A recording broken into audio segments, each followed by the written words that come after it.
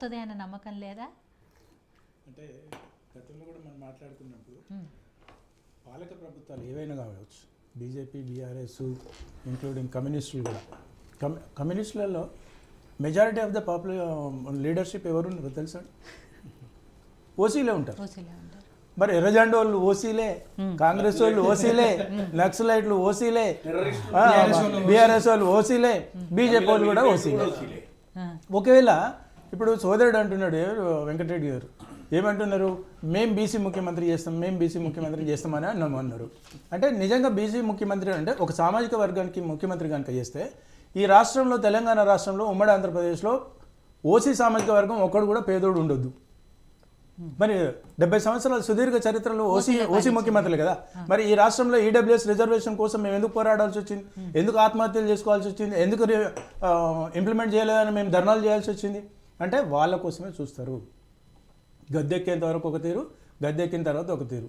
ముఖ్యమంత్రి రేవంత్ రెడ్డి గారు ఉన్నారు అనుకో, ఎక్కడ పోయినా చెయ్యి ఇచ్చిండు, ఎక్కడ పోయినా ఫోటోలు దిగాడు. ఇప్పుడు దిగమని రేవంత్ రెడ్డి గారిని ఎక్కడన్నా.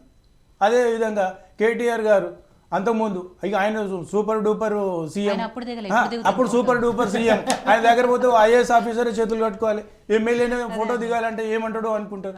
ఇలా అద్దా అని ఆయన ఫోటో దిగుతాడు. అంటే ప్రజలు కూడా చాలా క్షుణ్ణంగా ఆలోచిస్తున్నారు. నాయకులు కూడా, గతంలో చంద్రబాబు నాయుడు గారు కూడా ఇట్లనే అన్నాడు. ఆయన రియలైజ్ అయ్యండి ఎప్పుడు పవర్ పోయిన తర్వాత. నేను పవర్ ఉన్నంతసేపు నన్ను ఎవరిని కలవనీయలేదు, మీరు పవర్ పోయిన తర్వాత నేను రియలైజ్ అయినా అసలు జరిగిన వాస్తవం ఎక్కడ అంటే, మీరు కామన్ మ్యాన్ ఎవరిని కలవనీయలేదురా బాబు, అందుకే నేను అధికారం కోల్పోయినా అన్నారు. ఇవాళ అదే జరుగుతుంది. ఇవాళ సామాజిక పరంగా ముఖ్యమంత్రి గారు బీసీనో ఎస్సీనో రాగానే కొంతవరకు ఏదన్నా ఒక ప్రశ్నించే తత్వం ఉంటుండొచ్చు. ఆయన ముఖ్యమంత్రి కదా, వేరే వాళ్ళకి ఇంప్లిమెంట్ చేసేటప్పుడు ఈ సామాజిక వర్గాన్ని కూడా కొంత కన్సిడర్ చేయండి అని ఆలోచన ఉంటుంది తప్ప వాళ్ళన్ని తోసిపెట్టి సామాజిక వర్గాలని అప్లిఫ్ట్ చేస్తారని అనుకోవడం మూర్ఖత్వం. ఏంటంటే ఎవరో రాజ్యాంగం రచించిండు అంబేద్కర్ గారు అంటే మా కులమైన అంటే 70 ఏళ్ళు ఎందుకు మీరు అస్పృశ్యులుగా నిలబడతారు? ఇప్పటికీ ఊరు గ్రామాల అవతల ఏంటి మీ గూడాలు ఉన్నాయి. మరి అంబేద్కర్ గారి గురించి మా మా మా అంటారు కదా. దయచేసి ఎవరు కూడా, నేను ఏం చెప్తున్నంటే అంబేద్కర్ గారు లాంటి ఒక మేధావిని, ఒక ఉన్నతమైనటువంటి భావజాలం ఉన్నటువంటి వ్యక్తిని ఒక సామాజిక వర్గానికి రిజర్వ్ చేయకండి. అదే అందరికీ కోరుతున్నారు. గతంలో నేను వేదికలపైన మాట్లాడినాను. అంబేద్కర్ గారు కాన్స్టిట్యూషన్ రాసిండు, అన్ని సామాజిక వర్గాలకు రాసిండు, మేము ఓన్లీ ఎస్సీలకు రాయలే కదా, ఎందుకు ఆయన పరిమితం చేస్తారు? అదేవిధంగా ముఖ్యమంత్రులు కూడా చేద్దంటున్నారు.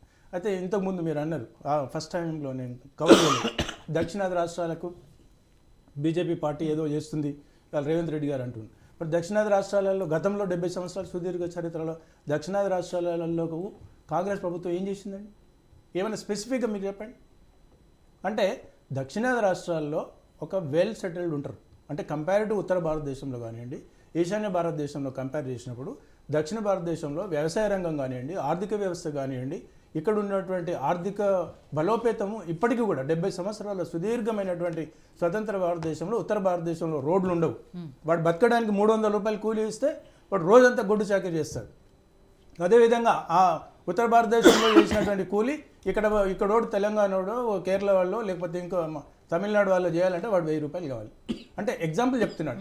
అంత అక్కడేమో సర్వైవల్ కోసం బతుకుతారు, ఇక్కడేమో కంఫర్ట్నెస్ కోసం బతుకుతారు.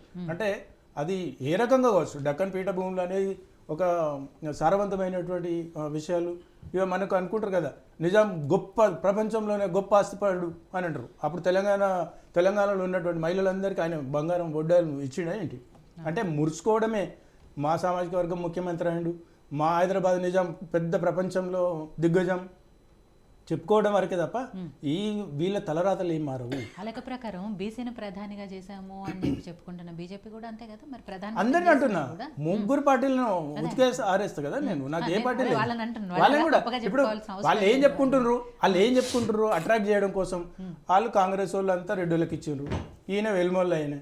ఇక ఉన్నది ఎవడా ఈ ఓసీలకి వెళ్ళి చిచ్చు పెట్టాలంటే బీసీ ఒకటి ట్యాగ్ తెచ్చారు. ఎందుకంటే ఎస్సీ అనరు. ఎస్సీ అంటే మళ్ళీ పాపులేషన్ డైవర్షన్ అవుతుంది కదా. 50% ఉన్నోళ్ళు మేము, నువ్వు 18% ఉన్నోళ్ళకు మీరు ఎక్కడ ఇస్తారని వీళ్ళు లేదు. ఒకటండి ఒకటి దయచేసి అన్ని కులాలు మరి ముగ్గురు ముఖ్యమంత్రులు చేస్తామన్నారు. మైనారిటీని ప్రెసిడెంట్ గా రాష్ట్రపతి చేసిన ఒక నిమిషం ప్లీజ్. అయితే ఇప్పుడు వీళ్ళందరూ కూడా ఓటు బ్యాంక్ రాజకీయాలే. సామాజిక వర్గాల అభివృద్ధి కోసం, అభ్యున్నతి కోసం చేసినటువంటి దాఖలాలు లేవు, చేయబోతారనే ఆశ కూడా పెట్టుకోవడం ఆ ప్రజల యొక్క మూర్ఖత్వమే. ఇప్పుడు వాళ్ళు చేయలేదు. గతంలో చంద్రబాబు నాయుడు గారు ఏమేమి తప్పిదాలు చేసిండో ఆ తప్పిదాలు అన్నింటినీ ఈయన రాజశేఖర రెడ్డి గారు దాన్ని హైలైట్ చేసుకుండు. రాజశేఖర రెడ్డి గారు ఏమేమి తెలంగాణ ఉద్యమము అంటే అనగదొక్కడానికి ఏమేమి చేసిండో కేసీఆర్ గారు ఉపయోగించుకోండు. కేసీఆర్ గారు ఏమేమి తప్పుదాలు మాట్లాడిండో రేవంత్ రెడ్డి గారు ఉపయోగించారు. అదే బాణంలో అదే ఒరబడిలో బీజేపీ పార్టీ ఇలా బీసీకి ముఖ్యమంత్రి చేస్తామని అంటున్నారు. ఒకేలా నిజంగానే చేయలేదు కాబట్టి ముందుకు వస్తా ఉంది. అవును, నేను అంటలేను, తప్పంటలేను. చెయ్యండి మీరు చేస్తా అంటున్నారు. ఓకే, వాళ్ళు ఏదో చేస్తుండ్రు, వాళ్ళు ఏదో చేయబోతుండ్రు అనేటువంటి కొంత ఆలోచన ఉంటుంది. అదే విధంగా ప్లీజ్ అయితే వాళ్ళు చేయలేదు కాబట్టి ఈయన ఎవరో చేస్తే ఇంకేదో ఉద్ధరిస్తారు, మా భౌతికులు ఏమో మారుతాయి అనేటువంటి ఆలోచనతో ఉంటారు కదా. వీళ్ళు కూడా అధికారంలోకి వస్తారు. ఇప్పుడు మళ్ళీ అధికారంలోకి వచ్చినాక అంటారా ఓకే మేము అన్ని సామాజిక వర్గాలకు మేము సమన్యాయం చేస్తామని అన్నప్పుడు మరి బీసీనే ముఖ్యమంత్రి చేస్తాం అనడంలో ఆంతర్యమైంది, అవసరం ఏముంది? ఏదో పార్టీ చేస్తాం కదా. క్యాస్ట్ని ఎందుకు హైలైట్ చేస్తున్నారు? అంటే ఓటు బ్యాంక్ రాజకీయాలు, ఓట్ల మీద ఉన్నటువంటి ప్రేమ ప్రజల మీద లేదు. అది కాంగ్రెస్ ప్రభుత్వం కావచ్చు, వీళ్ళకి కావచ్చు, ఎవరికైనా. ఎందుకంటే ఒకవేళ నిజంగా కూడా గతంలో సోదరుడు అన్నట్టుగా ఇందిరమ్మ ఇల్లు ఉన్న దగ్గర మేము ఓట్లు అడగొద్దు అంటే నిజంగా మేము చిన్నగా ఉన్నప్పుడు కూడా మా గ్రామంలో కూడా 50 ఇళ్ళు వచ్చినాయి. ఇందిరమ్మ ఇల్లు అని అంటారు. ఎస్సీ కాలనీ ఇందిరమ్మ ఇళ్ళే అంటారు. కానీ వాళ్ళ 70 సంవత్సరాల సుదీర్ఘమైనటువంటి చరిత్రలో ఇవాళ కూడా వాళ్ళు గ్రామానికి దూరంగా ఉంటుంది కదా, వాళ్ళు కూడా అస్పృశ్యులుగా ఉంటున్నారు కదా, వాళ్ళు కూడా అధికారాన్ని అనగదొక్కుతున్నారు కదా. మీరు కూడా చేసింది ఏంటిది అని నేను అంటున్నాను. అదేవిధంగా డబుల్ ఇంజన్ అనేది దయచేసి సోదరుడు అది ఎవరైనా మాట్లాడుకోండి, కానీ మన రాష్ట్రంలో మీరు మాట్లాడొద్దు. ఎందుకంటే ఎన్నికలు వచ్చేంత వరకు గెలిచేంత వరకే తప్ప మేము డబుల్ ఇంజన్ ఉంటేనే మేము సహకరిస్తాం, డబుల్ ఇంజన్ ఉన్న రాష్ట్రాలే అభివృద్ధి చెందాడు అనడము అది రాజ్యాంగానికి వ్యతిరేకం. అది మీ ప్రజల్లో కూడా అది ఒక నెగిటివ్ ఇంపాక్ట్ ఉంటుంది. తప్పకుండా అది మీరు ఆ పదాన్ని భవిష్యత్తులో కూడా వాడొద్దు, వాడిన వాటిని కూడా మీరు విరమించుకోవాలి.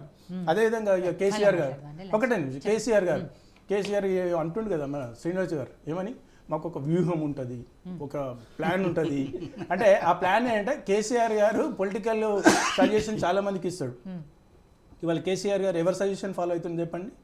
పవన్ కళ్యాణ్ గారికి సజెషన్ ఫాలో అవుతున్నాడు. ఎందుకు? ఆయన ఎన్ని షరతులు పెట్టినా కూడా టీడీపీ చంద్రబాబు నాయుడు అన్నిటికీ ఒప్పుకున్నాడు. బీజేపీ వాళ్ళు పెట్టినాయి, టీడీపీ పెట్టినాయి. అంటే ఓటు బ్యాంకు చీలొద్దు, ఓటు బ్యాంకు చీలితే మనం ఆగమవుతాం అని అన్నాడు కదా. ఇవాళ పవన్ కళ్యాణ్ గారు మరి కేంద్రంలో కూడా మోడీ గారు భుజం మీద చేసి మాట్లాడాల్సిన పరిస్థితి వచ్చింది. కాబట్టి ఇవాళ కేసీఆర్ గారు కూడా పవన్ కళ్యాణ్ గారి పాలసీ ఫాలో అవుతున్నాడు. అంటే ఇగో మీ రాజకీయాలు ఎట్లుంటాయండి, మీకు శత్రువు నాకు శత్రువు, ఓకే మీ శత్రువు నాకు మిత్రుడు, నా మిత్రుడు నీకు శత్రువు, ఇదే కాన్సెప్ట్ వీళ్ళకు. ఇప్పుడు ఏంది, అధికారంలో ఉన్నోళ్ళు ఒక దెబ్బ పడాలి. కాంగ్రెస్ దెబ్బ పడాలంటే ఏం చేయాలి? ఈయన ఎట్లాగో ముఖ్యమంత్రి గారు క్యాన్వెస్ చేస్తాడు. రేపు కేటీఆర్ గారికో కేసీఆర్ గారికో ఒక అస్త్రం, ఇక నువ్వు పోయి తిరిగి వచ్చినావు కదా, ఇక ఏం గెలిపించినావు, నువ్వు పోయి తిరిగి వచ్చినావు కదా, ఏం గెలిపించినావు అంటారు కదా. అనడం కోసం ఉంటుంది. అంటే ఆలోచన వేరే, కానీ రేపు ప్రతిపక్ష పార్టీగా వాళ్ళు ప్రశ్నించే తత్వం ఉంటుంది. మీరు నిజంగా కనుక నిరుద్యోగులు అందరూ గ్రాడ్యుయేట్స్ టీచర్స్ కనుక మీరు కరెక్ట్ చేస్తే మీరు గెలిచేటోళ్ళు కదా అంటారు. వాళ్ళు ఏం చేస్తారు? ఉన్న పార్టీలో బీఆర్ఎస్ సింపథైజర్స్ ఆపోజిట్. వాస్తవానికి ఇప్పుడు గతంలో ఎలక్షన్స్కి బిఫోర్ శాసనసభ ఎన్నికలకు ముందున్నటువంటి నిరుద్యోగులు కావచ్చు, శాసనసభ ఎన్నికలకు ముందున్నటువంటి టీచర్స్ కానివ్వండి, గవర్నమెంట్ ఎంప్లాయీస్ కానీ ఎంతో ఆశతో ఉన్నాడు. కేసీఆర్ మీద కోపంతో, రేవంత్ రెడ్డి గారి మీద ఆశతోని. ఇప్పుడు ఆ ఆశ అంత అంటే కనుచూపుల్లో అంత పాజిటివ్గా కనిపిస్తలేదు.